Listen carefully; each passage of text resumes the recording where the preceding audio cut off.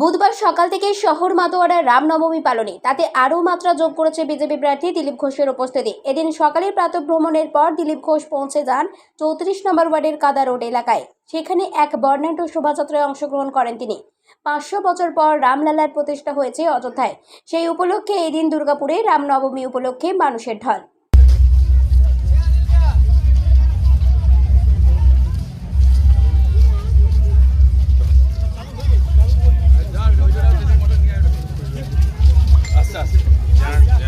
Generator চলবে, তার box চলবে,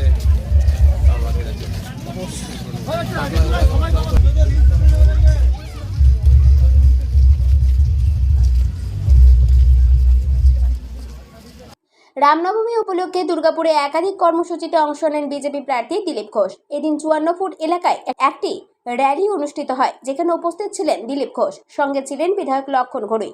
হুটখোলা গাড়িতে চেপে এদিন র্যালিতে অংশ নেন বিজেপি প্রার্থী। 54 ফুট এলাকা প্রদক্ষিণ করে ক্ষুদিরাম মাঠে এসে র্যালিটি শেষ হয়।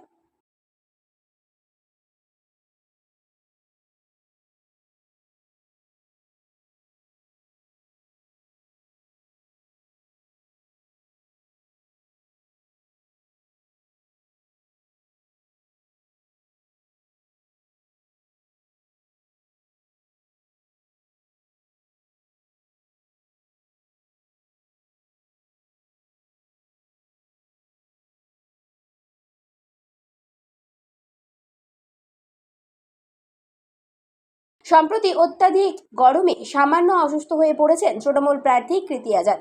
তার দ্রুত সুস্থ কামনা করেছেন দিলীপ ঘোষ। প্রত্যেকবার গরমের সময় রামনবমী হয় এপ্রিল মাসে, আর প্রত্যেকবারে ধুমধাম করে হয়। এবার হঠাৎ টেম্পারেচার বাড়ছে বলে একটা অসুবিধা হচ্ছে, সারা পৃথিবীব্যাপী জলবায়ু পরিবর্তনের জন্য হচ্ছে, তাতে ভক্তির কোনো টান পড়বে না। গরম হোক ঠান্ডা হোক, নবমী উদযাপন করবেন, সেটা চারদিকে ঠান্ডা ফান্ডা বাঁধা হয়েছে দেখাই যায়। দাদা, গতকাল থেকে কীর্তি আজাদ অসুস্থ হয়ে পড়েছেন, আজকে হাসপাতালেও যেতে হবে, বলবেন? আমি আশা করব তাড়াতাড়ি সুস্থ হয়ে উঠবেন, যাতে লড়াই ঠিকঠাক হয়। দিলীপ দা, অনেক জায়গায় বিরোধীরা রামের ছবি এঁকে, রাম মন্দিরের ছবি এঁকে প্রচার, মানে একটা বিদ্রুপমূলক প্রচার করছে, কি বলবেন আজকে রামনবমীর দিনে? রামকে নিয়ে বিদ্রুপ অনেক বছর করেছিল।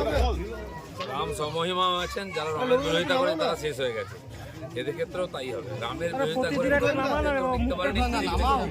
দুর্গাপুর থেকে কৌশিক বাসুর রিপোর্ট, 99 নিউজ বাংলা।